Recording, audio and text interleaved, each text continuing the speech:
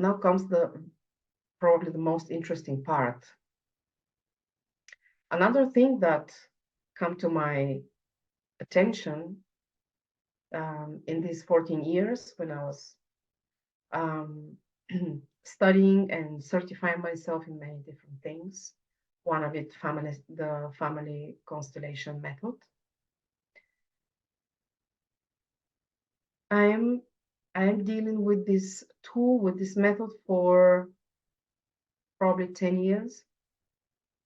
And in these 10 years, I would see again and again one and the same thing, that how the individual is so much entangled with someone from their family system, mother or father or whatever, somebody else from the generations. And this, you cannot see it on the body graph, but I have seen it hundreds of times. And we know about the difficulties when we are 3 or more people, like in the family, the penta and the one and so on, that in the penta we lose we lose a great deal of our identity. But with the family constellation method, I have come to see that it is much bigger than the penta. I mean, it's penta and more. So let me just kind of visually explain to you what I have been witnessing and working with clients as well, but also witnessing when I was in training or going to sessions to other colleagues to observe how they work with the method. So basically, maybe some of you have heard about the family constellation. It is worldwide. It is not something that is known just here and there. It's quite well-known method. The method works like that. There is the client. The client has a theme, an issue that wants to look into through this method. So what if there is a group, the facilitator would ask the client, choose someone from here, from the audience, whoever you resonate with, to represent you, and choose someone to represent your issue. It could be like money or work or relationship, doesn't matter. Basically, what happens is that imagine this dot here is the client or the person who is representing the client. And then there is the issue. And then imagine that this third dot here is usually we facilitators put someone to represent life or love or success.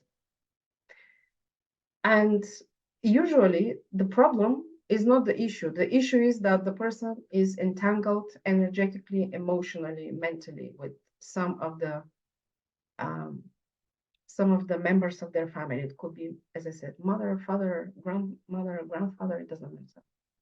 And what I have seen so many times, excuse me,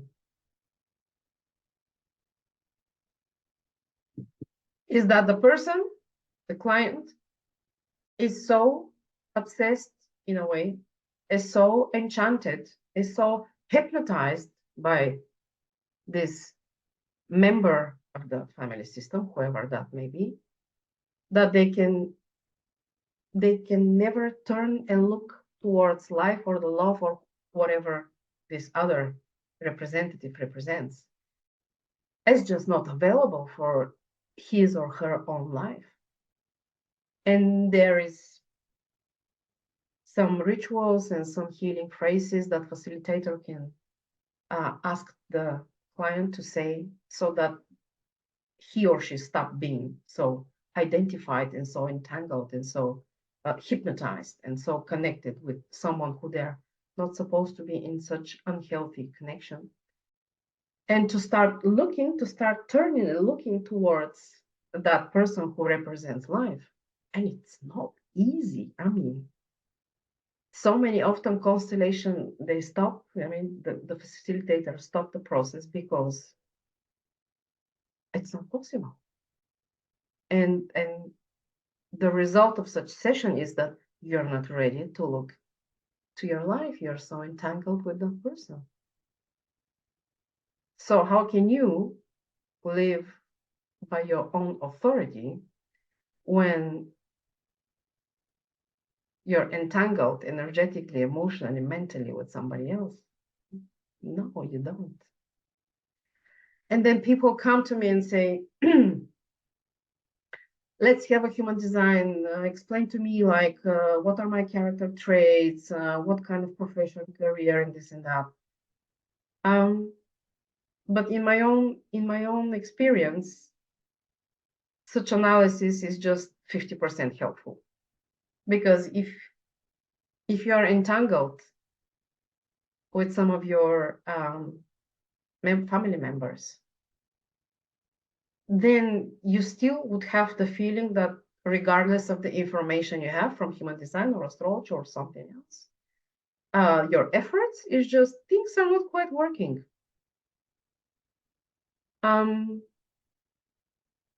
Yeah, it is. These are just facts, you know. I'm not trying to sell here anything. It's just how things work. We are very deeply entangled with our family system, penta or not. It's like you can live in the United States and your mother could be living in the other end of the world, like, I don't know, in Poland. I'm just imagining. You're still entangled. If you are, you are. And that prevents you from fully feeling and living your own authority. That's a fact. I have seen it with myself. You cannot. I'm not sure how many constellations I have done for myself as a client to stop being so entangled with my parents or with my grandmother. Quite a lot of work, I'm telling you. And then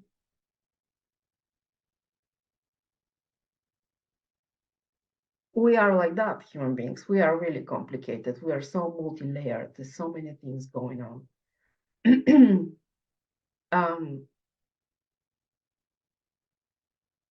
We have to accept and love ourselves with all that complexity, because if we do not love ourselves truly, like truly, not just like a nice sentence, then you cannot master yourself, you cannot own yourself, you cannot transform whatever you need to transform, and certainly you cannot become an empire.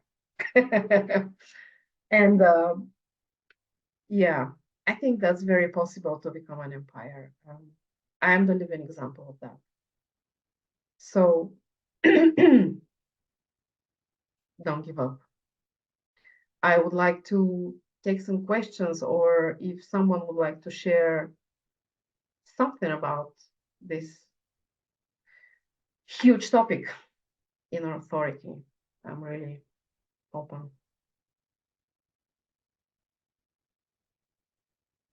Yeah, that was beautiful. So many pieces there that I'm sure many of us can relate to, right? Like, if you could just pop on your design again.